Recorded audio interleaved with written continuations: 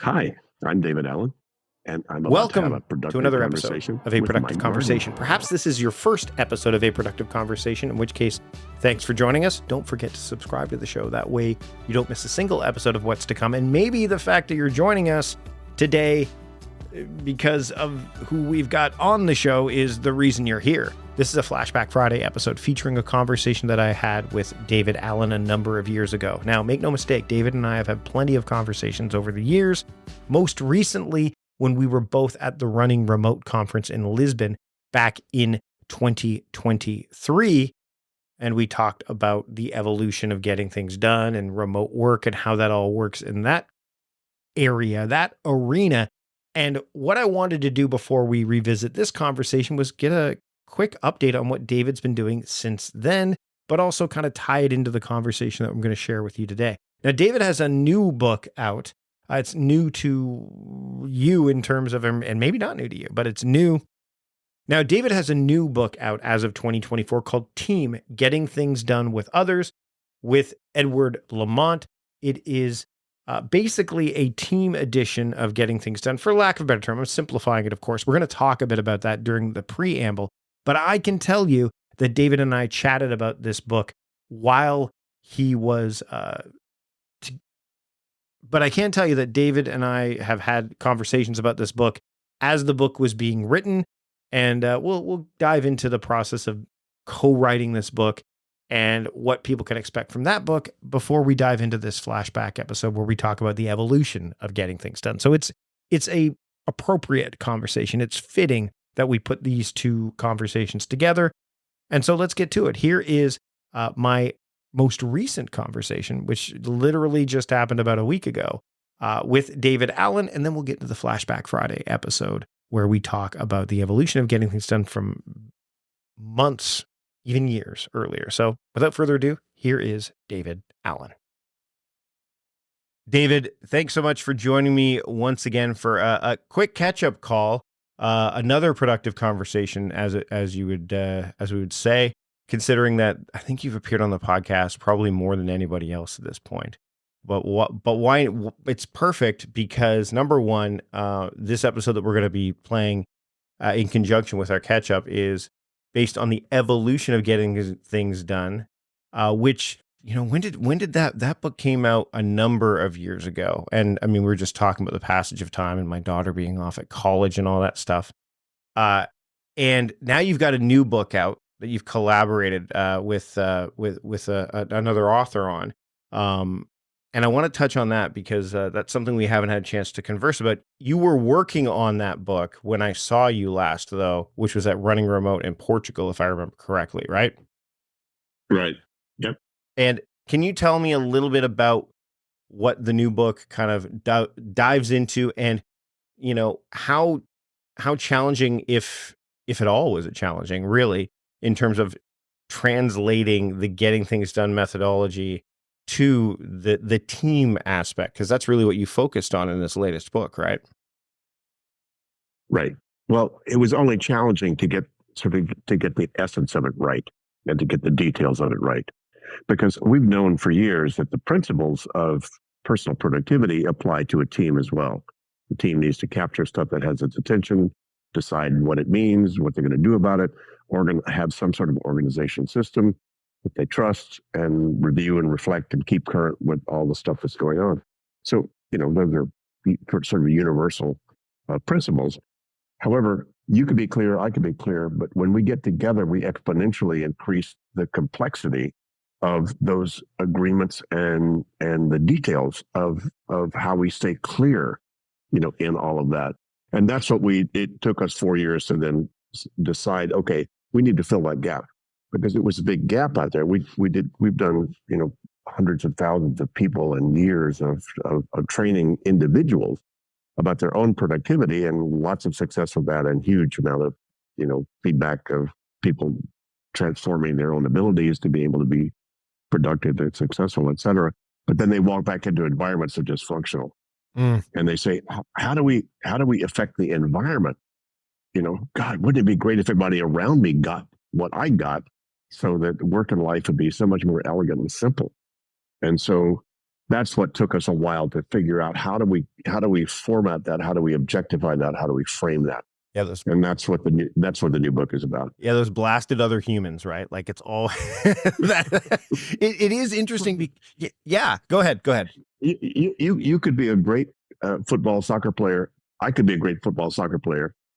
We could be together to go play. But if we haven't figured out how to work together in the game, then I don't care how good you are personally or how good I am personally, we're going to lose. Yeah.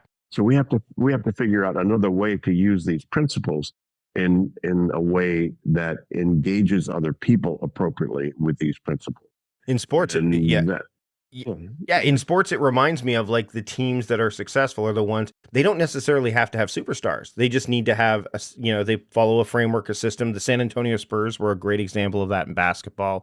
Even the New Jersey Devils in hockey never really had especially when they were winning Stanley Cups, they never really had superstars, but they all bought into the system, and that superseded anybody who was coming at them that had those one or two superstars, but they didn't have the same kind of buy-in, so to speak, and it showed.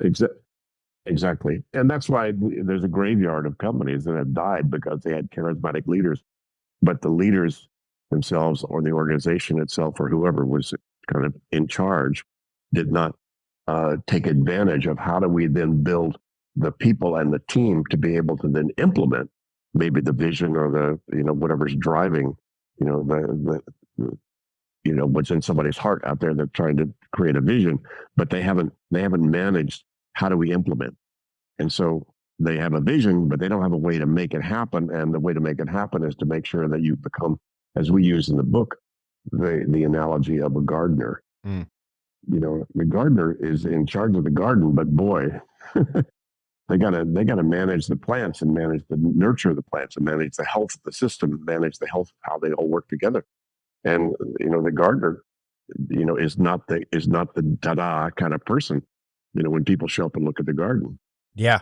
So same thing. Well, and it's interesting using the gardening metaphor, like certain plants don't work well next to other certain plants. Certain plants work like, what do they say? If you plant garlic near roses, it's going to help keep aphids away. Like there's all these it's the nuances, right? And I think that to me, I wonder, how do you get someone, for me, I've found that individuals, they have their own individual biases that keep them from, adopting frameworks, systems, ways of moving forward, that they're like, well, I've always done it this way, so I'll just do it this way. Or they come across something that isn't clear to them, and so they trip up. But when you're dealing with teams, how do you get them to kind of keep going along the path or keep following that when there's so many dynamic elements that kind of can pull them away? And for those that do pull away, how do you deal with them when they're not kind of going with the crowd, or for lack of a term, working alongside inside of the, kind of the frameworks that these teams kind of have adopted, so that they can, avoid being one of those companies that end up in the graveyard? Yeah, Mike, well, you've hit on something we spent a good bit of time in the book about: standards. How do we play? What are the rules of engagement? If you're going to be on this team, here's how we play. And so both setting those rules, not as constrictions, but as the freedom, so then people can trust each other. See, trust is a huge factor in a team. And if you don't trust that people are going to keep the same standards that are required for the team to be successful, it ain't going to work. Yeah. So a lot of it is both clarifying what are those standards, as few as we can get by with, but as many as we need.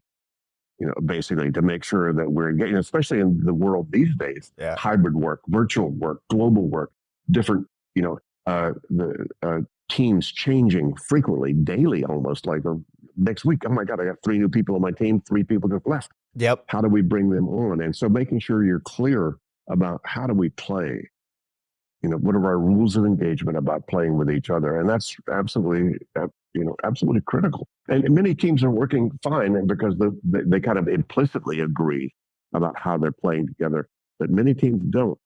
Not only that, even a team that seems to be working well isn't repeatable. People drop off, new people come on.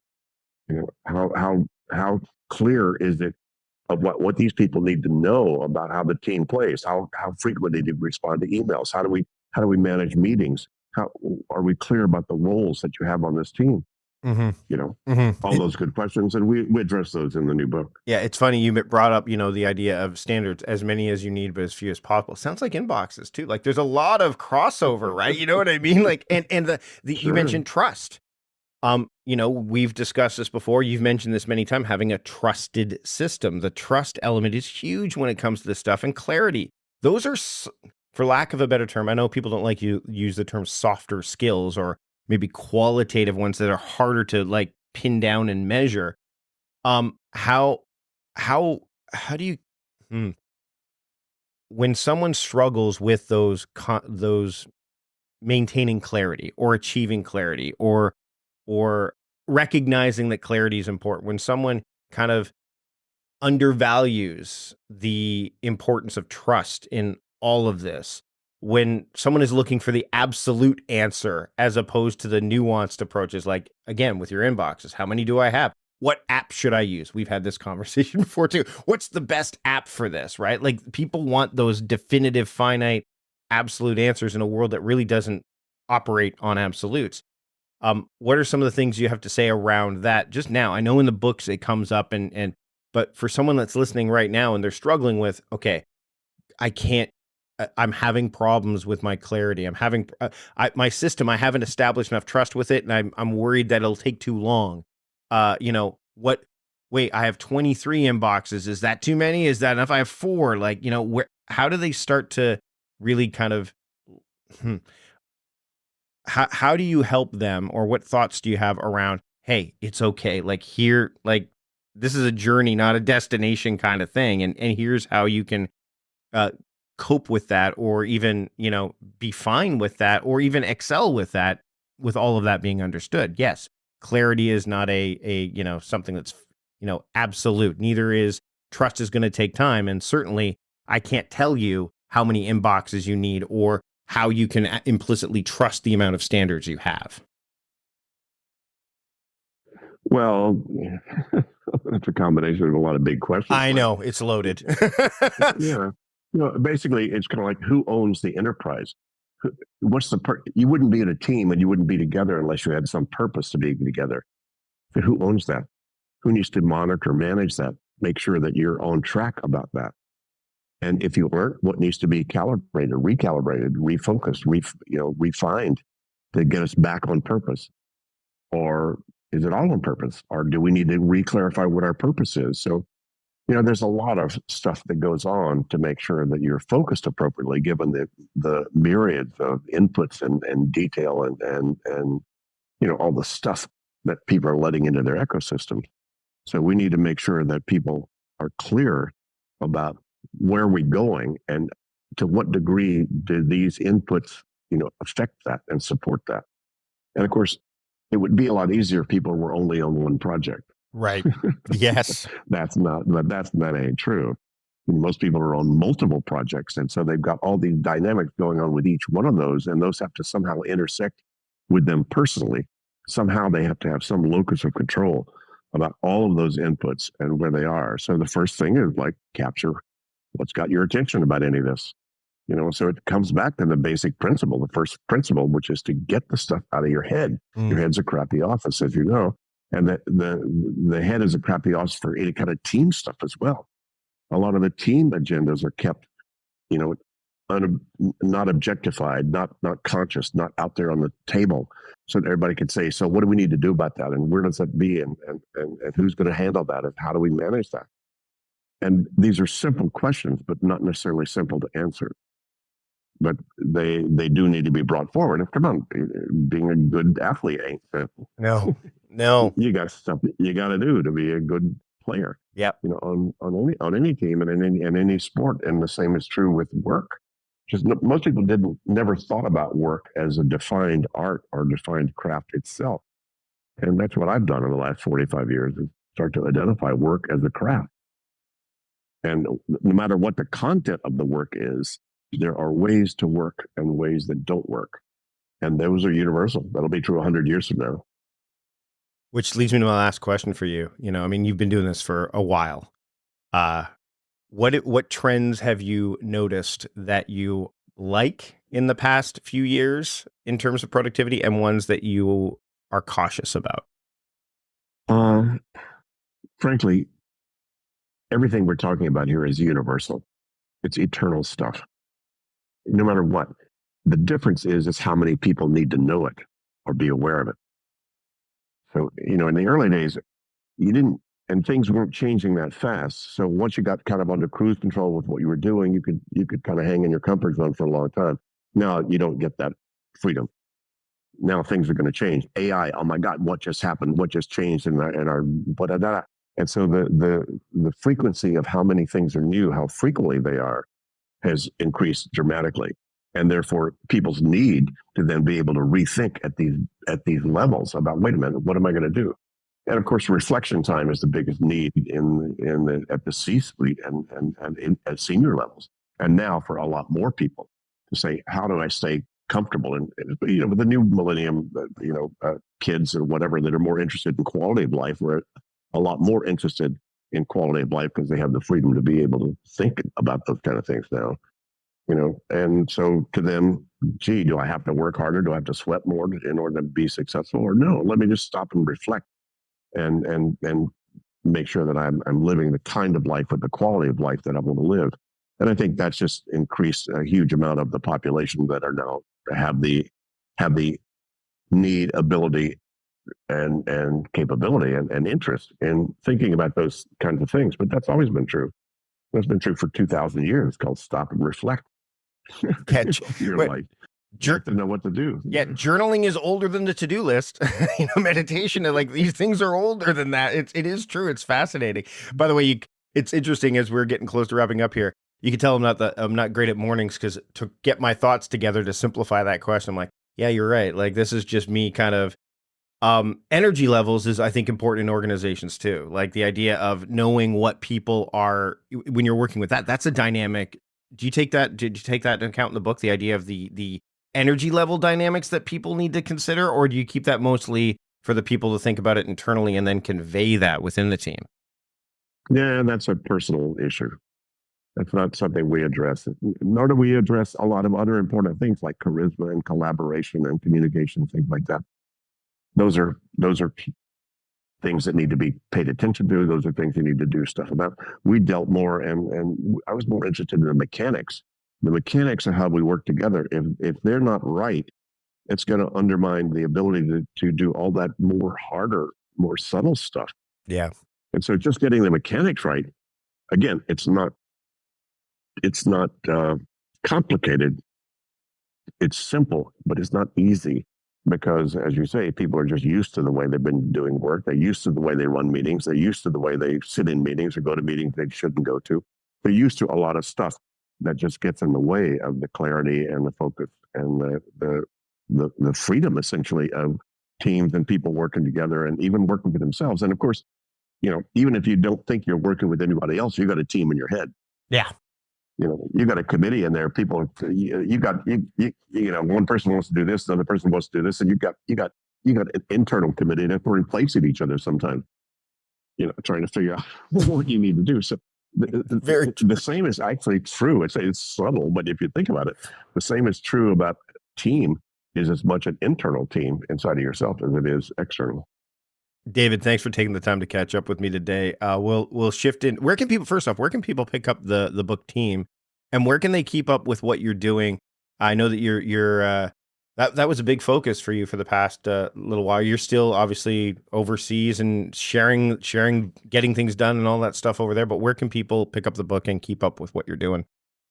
Ideally, your local bookstore. We like to support them.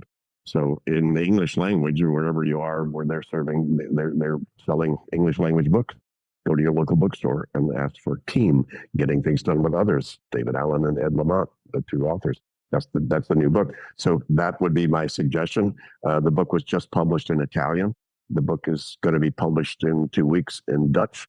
So I think there are 5 languages that have now licensed the book. So, wherever you are out there, check in. So if you can read English, obviously you can get English language. The UK, there's a UK version of it and an American version of it. So Wherever you can get any of those, that's how you can find the books, all the books. Excellent. David, thanks again for having a productive conversation with me and catching up. Now let's shift into our previous conversation where we talked about the evolution of getting things done, which is a fascinating conversation in and of itself. Enjoy. David, thanks so much for joining me. Mike, a delight as always. So we had a chance to connect last year at South by Southwest. So basically a year ago, which was great. We didn't get to see each other speak because we both spoke at the same time. Yours was a conversation with David Allen, which was, but incidentally, everyone, that's not him talking to himself. There was another David Allen. It was sort of. That's kind of what I do. But yeah. But I want to talk a bit about not just the new book, because a lot of the listeners out there, they're either GTD followers, or they've read the book. I want to get a little bit deeper into some of the other stuff that follows around, stress-free productivity, because that's, I think, the key is the stress-free part. A lot of people, especially now, there's a feeling of, we have to be more productive, and there's so much more stress surrounding it because of all the information that comes our way and all the different ways that information can come our way. And before we dive into some of how people can combat that a bit with GTD as well as what you've got in the new book, I want to kind of talk to you about the problem that is perceived out there when it comes to that new fangled technology we're seeing more and more of that people are dealing with, email. Now, email isn't that new, but what I'm seeing, and I don't know if you see this as well, is that people just keep getting stuck in that space. They can't get away from email. I've had one client I talked to today who says, I have to check. Email cannot be off for me. I must check it all the time, and then I can't get my other stuff done. I mean, I don't know if I would imagine that you've got some kind of strategy that you use to either deal with email so that it doesn't become this kind of bastion of stress. What do you do, and what do you kind of tell people when it comes to dealing with email in terms of either using it as a task management tool or just trying to deal with it as a consistent thing that's kind of pulling at them? Well, don't shoot the medium. I've been on email since most people listening to this were born. Right. I got 1983 Easy Link, with a Radio Shack Model 100 I traveled with alligator plugs to plug it into the wall with my, 4-point nothing modem to try to connect in with that. So I've been around that game a long time, and wow, we wouldn't even have this conversation if there weren't for email. So, obviously that's a kind of a duh, don't shoot the medium. The issues, in a way, it's good news for me because all of the plethora of email and constant on and, constant accessibility about that is forcing the issues about, what people are really about, what they're doing, what's meaningful, what's not. There's two spins I have on this right now, and I have to do a very important sidebar on this, Mike. A book I didn't write, so this is not a paid political announcement. Brand new book out called Brain Chains. 2 words, brain chains, as in the chains around your brain, by a guy named Theo Compernale, Compernole, who lives in Brussels right now. But it is a compilation of lots of new and the last decade of research in neuroscience about how all of that always on stuff is absolutely pretend that that's improving anybody's productivity in terms of the new generation, the digital generation. Do they have different brains? No, they don't. It took 1 million years to develop what we got. They're not going to change it in 10 years. Believe me. And its limitation is now being overwhelmed by what people are trying to put in their brains and trying to keep in there. And a lot of new data about that. In other words, your brain actually cannot multitask. And when you try to do that, your switching costs are absurdly detrimental. So there's a lot of data about that right now. The other data that also has to do with email is how addictive it is. Literally addiction, as in dopamine hits that happen when you get an email ping or think you do. Fascinating data that even just thinking what might be landing in your smartphone or your email actually gives you a dopamine rush. And the dopamine rush, believe it or not, actually you get it even if 99% of your email is crap. Yeah. You still get it. It's just the 1%. It's like the more random the positive reinforcement, the deeper the addiction. Well, so there's a lot of data about that right now, which says, yeah, there's a certain portion of the fact that this always on dopamine rush producing dinging is undermining. And it's not you need to give that up. It's just, well, wait a minute, just be aware that that's happening or likely to happen. And then what are you not doing because of that? What are you avoiding because of that. So back around to the initial question you asked, the other spin on this is that, and by the way, the guy who wrote that, Theo, and I are combining our resources to do a workshop in Amsterdam in the fall together, because the necessity for GTD to be able to chunk essentially the information that is potentially meaningful to you, so it's not constantly nagging at your brain, is absolutely survival stuff these days. You've got to do that. And if you're not, you're living in emergency scan mode, which is then that constant trying to multitask, which your brain can't actually do, which is just compounding all the stress about what's going on there. And back to the neuroscience, Tierney and Baumeister in their book Willpower, which was a great book that began to aggregate some of this research about the brain. They're the guys who popularized the idea of decision fatigue. So the reflective part of your brain, which comes out of the forebrain, the executive function, is one that actually gets tired. Every decision you make draws down its horsepower. Mm-hmm. And there you have a limit to the number of things. So you don't want to be trying to force yourself to make decisions at the end of a long decision-making day. You got no juice. Yeah. Right. And you will then revert to your reflexive brain, which is the limbic brain, the survival brain. And it basically is just going to be whatever's present, latest and loudest, survive, eat or be eaten, kind of the part of the brain that evolved to do that. And that's not a very trustworthy part of your brain. So all that point is that if you still leave a bunch of stuff that I still haven't decided what it means or where it goes, and I have to redecide what to do about it every time I open my email app, that you've just added huge amounts of drain on your cognitive horsepower. Mm-hmm. So again, we're now getting scientific data that says you better chunk these things into the categories that they mean. And again, most people are back to actually your initial question, most people don't zero out their backlog of inputs, including email, every 24 to 40 hours like I do. If you do that, you don't need to be in your email all day. Sometimes I'm there all day because why not? I'm sitting here, I'm hanging out, and it's a great conversation. And I got an open door office, Yep. It's just digital, not physical. But there are times when that's fine. It's exactly what I want to do. Then nothing inherently wrong with that. A lot of that depends on what else I'm trying to do. And am I doing that to avoid something I ought to be doing? Well, that's another issue. Mm-hmm. If I'm doing that because I just want to be spontaneous and open and see what's coming in, in my world, I'm much freer to do that the more my backlog is at zero. If my backlog is at 2,000 still unprocessed things that are dinging at me, yelling at me, whispering at me or whatever, call, hey, decide about me, do something about me, and there may be something potentially significant in there, then anything that's new input feels bad. It feels like an interruption and adds to stress as opposed to, new opportunity to engage with my world.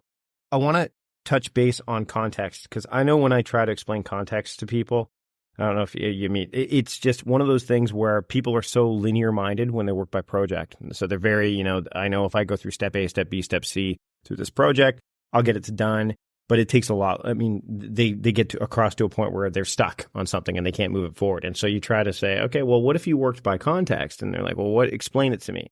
And what is the way that you find that resonates with not just the people who are GTDers that really, okay, yes, this is what a context is, but for those who have never even thought about working by context, even though they probably have worked by context, how do you kind of crack that nut? Because it's one of those things where I think people are so used to working in a linear fashion that context may not seem to be as linear as it could be. Does that make sense?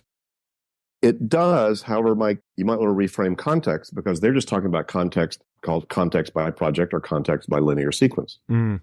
They're all context. Yep. No, it's true. You're going to hear, this is new field in all of technology that's going on. It's context-based stuff. But context could be how you feel. Context could be where I am physically. It could be context could be, I have an action list called creative writing, which is the same context as at computer, but I needed to spin that out of my at computer stuff because a lot of my at computer stuff is stuff I can handle at my desk, sitting upright, just managing the business of the day kind of things that require that. And then I need to sit down. I need to lay back a little bit and put my computer in my lap as opposed to on my desk in order to do the creative writing stuff. So I found like right now I have two very different kind of contexts. And it's very useful to see my work in those things. If I blend those together, then in either place I feel overwhelmed. because Mhm. I don't feel capable of doing creative thinking while I'm sitting at my desk, but I've got a bunch of creative thinking staring at me. But if I'm just sitting back, then I see all this other work to do, and I can't really focus myself on the creative context I need to be in. I need to be in a reflective mode. I need to be able to have, a little bit of a time base, a time window here to be able to then get into the flow of some thinking and some creative writing. So if you, that's, if you think about that, that was again down in the weeds, but there is some subtlety here in terms of those distinctions. And there's absolutely nothing wrong with either way. It's called, hey, well, pick out your context. You want to organize all your actions by projects? Go right ahead. Absolutely. So, I think people took, what I wrote in Getting Things Done and a lot of the writing that say, well, most people have found when I'm out with a phone, I'd rather see all my phone calls on a list as opposed to have to go find them all in project lists. Like, yeah, duh. I'm out for errands. I don't want to have to find my errands organized by the project that errand is about. Yeah. I'm out in my car. I'm walking around. I'm downtown. Show me my errands. So it's a little hard to refute the practical value of having those kind of reminders and triggers organized by where you need them and where you could actually do the action. But that can get pretty subtle. There's no right or wrong about that. It's just called, well, you decide. If you are a total macro freak in Excel and you decide you want to list all these things and put all the different potential tags you might want to, this is a phone call, but it's also with low energy and it also only takes 4 minutes. It's also about my family. And, and it also gives me this emotional payoff if I actually finish this thing. Sure. Make a column for each one. That'll last about 2 hours while the rain is raining on a Saturday and your inner geek has shown up and thought that's really cool. But as soon as the fire hose of Monday hit you in the face, you're not going to do any of that. Not going to even start. Now, let's dive into the book a little bit before I want to talk about, where you're at now. But what's different in the book this time around for those? I mean, it's been almost a dozen years. We're talking, how many years has it been? Since I started writing it in 98, 99. So we're talking, when's that? So, 15 years. Yeah. Something like that plus. What's different is I literally transcribed the whole text and retranscribed it based upon how I would say it now. And so essentially I rewrote the whole book. Though if you read it again, you say, well, that's the same paragraph. That's the same paragraph. Yeah. Those I said, that's exactly the way I'd say it now. So I have to say, pardon my, if there's an ego boost here, I just have to take it. It's called, wow, a lot of that was really good. I read it over. I frankly had never reread the whole book start to finish since I wrote it. So it gave me the opportunity to go, well, that's a great way to say that. Oh, yeah, I wrote that. Oh, well, that's really good. But then there was a good bit of language that, for more maturity of my awareness of this methodology and the sublimity of its application and its implications, that I refined a lot of my words in the book to make it more evergreen, more like, hey, in 2190, when we land on Jupiter, they can still read this book and go, oh, God, we need an in basket and we need to make next action decision. So the methodology didn't change. Nothing about that. It was more about the methodology in the world we're living in now with a more universal sort of vocabulary and also perhaps a more sophisticated vocabulary. For instance, I made some very subtle changes over the last few years in thinking about, for instance, the 5 steps to how do you get control of your kitchen or your company. You need to, in the book, in the first edition, it says collect, process, organize, review, do, which was basically a very tactical manual about I need to collect the stuff that's out of place. I need to process what it means. I need to organize it. I need to then step back and review it. And then I need to engage in some way. I just changed the vocabulary to, instead of collect, it's capture. Instead of process, it's clarify. Organize stayed the same. Instead of review, it's reflect. And instead of do, it's engage. Because if you think of those 4 words I changed, collect changed to capture, because really, if you're trying to get a truly clear head to create space, psychologically or otherwise, you really need to capture all the potential things, not just the obvious things that are out of control or that have your attention, but anything else that should have your attention in that process. So capture is a more broad or a deeper or more subtle, perhaps a warmer or more elegant way to say more holistic even to a certain extent. Yeah, exactly. Same thing was true with process to clarify, because clarify just means I need to decide exactly what this means, as opposed to there's some process, some mechanical thing I need to run this through. Now, you can still interchange the words, which I do. So they're still interchangeable. They didn't change what the behavior is that you do when you do it, but more a way to describe it and express it that perhaps indicates a deeper or more subtle level of how powerful this is. And you know what? Actually, what I think those words do is they also make it a little bit easier for people to say, well, I use GTD at work, but then all of a sudden I get home and I just lose it because I've got that one brain for work and one brain for home, which some people do. This allows it to kind of cross over between and transcend both, because it should. I mean, it's a lifestyle, right? So, well, that, Mike, is a lot of what I put in the book. As a matter of fact, a chapter I added at the very end is the GTD path of mastery, which is a lifelong lifestyle process. And that's something that we've really come to acknowledge. I knew it intuitively, even when I wrote the book, the first edition. But the first edition was really just trying to put a message out there more as a tactical manual for the professional world that was starting to get overwhelmed with all kinds of things. And as a new spin on what was the old sort of time management stuff. But since then, a lot of the subtlety has emerged in terms of the what you just expressed, which is, wow, this is about my whole life. This is not just what I do at work, but I need to decide next actions on what I do with my kids, college applications. I need to decide next actions on mom's elder care right now. I need to apply this thought process to my whole life. Like, no kidding. Well, I've known that from the beginning, but the new book, the new edition of it, basically has changed a bit of my examples and the vocabulary to make it much easier and more elegant and warmer, I guess, for people to engage in as a lifestyle process. I mean, how good can you get at cooking or parenting or learning Italian or doing the tango or playing the flute? There's no end. There's no end to that. And there's just in that same way, there's no end to how good you can get at managing the flow of life's work, which is what GTD is about. Well, you're in a different place now too. When you wrote the first book, I mean, you're in Europe now. You weren't in Europe when you were, but I mean, it changes. And I'm 69.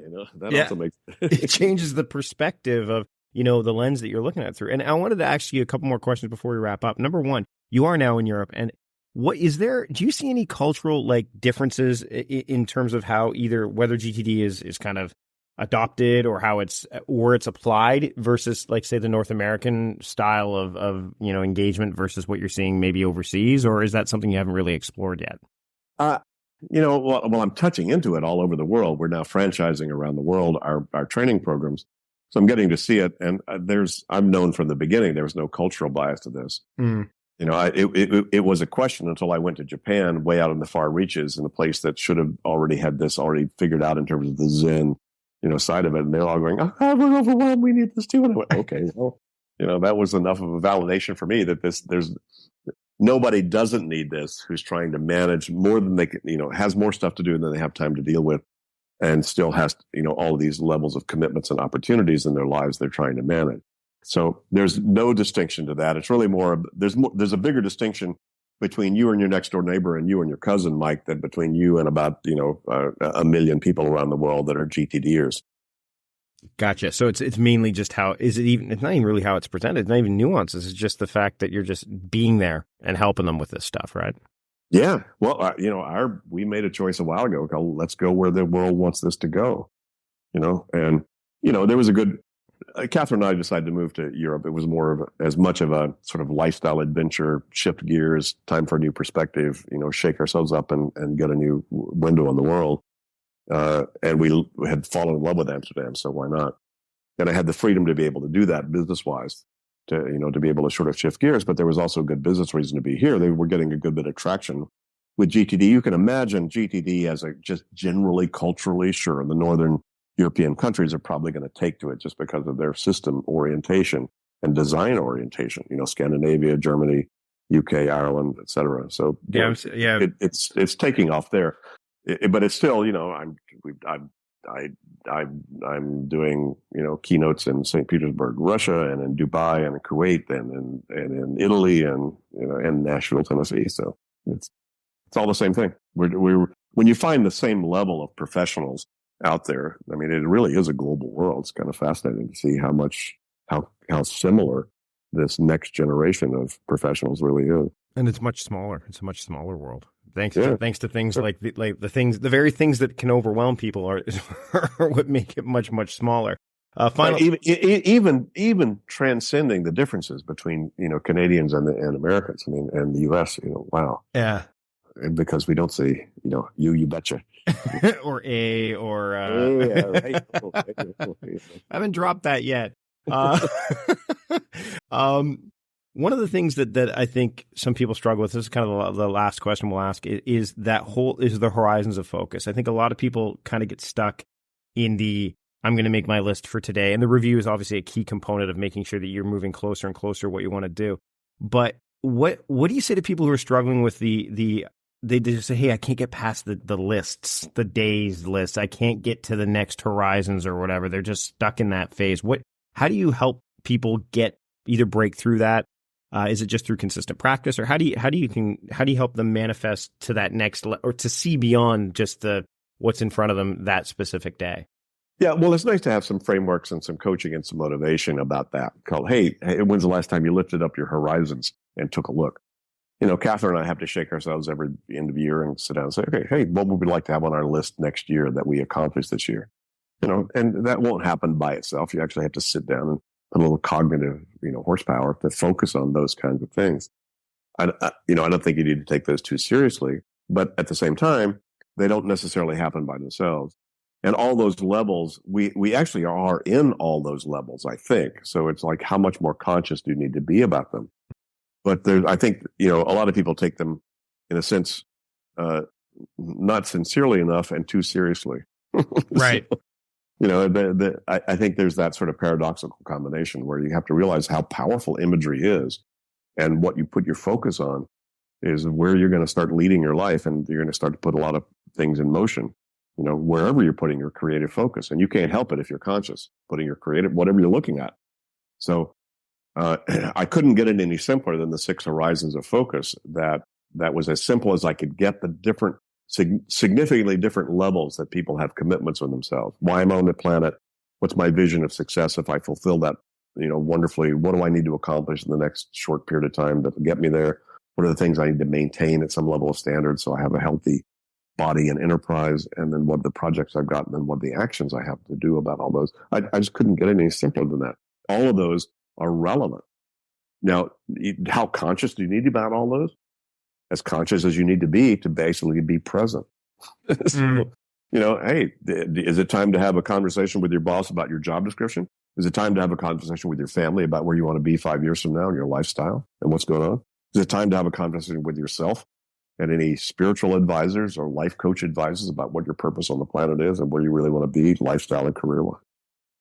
So all of those are great conversations. You don't have to have them all the time, but you need to be aware that maybe that's the level or horizon I need to have a conversation about. One of the things I love about GTD is that it can really be as powerful as you need it to be, but as simple as you want it to be. It's just as soon as people start to really, it's the notion, and I'm hoping people pick up the new edition, because like you said, it's going to add some more evergreen components to it. The Palm Pilot will probably be removed from the equation, I would imagine. It is. It's actually almost every specific reference to software has been removed, because those will be out of date in a week. Yeah. But the behavior about how do I need to assess any tool that I'm using, software, paper, pen, chalkboard, whatever, that really needs to be focused on. Yeah, the approach is far more important than the app. Mm-hmm. So, David, thanks again for taking the time to talk to me today and share some of this with my listeners. The book is called Getting Things Done: The Art of Stress-Free Productivity. Is it called second edition, I guess, at this point? It says a brand new edition for 2015 on the front cover. There you go. And beyond, 2015 and beyond, of course. Yeah, after 2015, they'll take that off. But at least for now, that'll be a sales tool they're using. So. And it'll be available in all fine bookstores as well as on Amazon. So, and it's actually available today. It's available pre-order as we record this, but today's the day it comes out and hits the market. And I couldn't be happier to pick it up and give it another read through, because I've read GTD quite a number of times, and every time I've read it, I got something different out of it, because it's just that type of book where I've found that you're ready for the next thing to really resonate with you as you read it. And every time I read it, I get something different out of it. So David, thanks again for taking the time, and thanks again for creating such a seminal piece of work. Thanks, Mike, and thanks for all your support. And best wishes to you and all your listeners there. Thanks to David for joining me, not just for this initial conversation that we had back in the day, but also just catching up with me only a couple of weeks ago, maybe a little over a week ago, as we kind of caught up and discussed his latest endeavors and what's been going on with him. You can check out all of the relevant links, show notes, get access to all of David's books through those show notes. Just go to mikevardy.com/podcast552, and you can make that happen there, or just wherever you get your podcasts, Spotify, Apple Podcasts, YouTube. You can check out those links there as well. And also subscribe to the show. If you're listening to the show for the first time and you haven't subscribed to the show yet, then click on the subscribe button, and that way you don't miss a single episode of what's to come, including these Flashback Friday episodes, the monthly PM Talk series with my good friend Patrick Roan, as well as our fresh, shiny new episodes that we deliver each and every week. That's one way to support the show. Now, another way to support the show is to check out the sponsors that you heard mentioned during the conversation today. Just go to mikevardy.com/podcast sponsors, and you can make that happen by just clicking on any of those sponsors that resonate with you, and that way they know that we sent you. Helps keep the lights on, the audio going, and the conversation flowing. That's it now for this episode of A Productive Conversation. Until next time, I'm Mike Vardy, the host of A Productive Conversation, reminding you to stop doing productive and start being productive. See you later.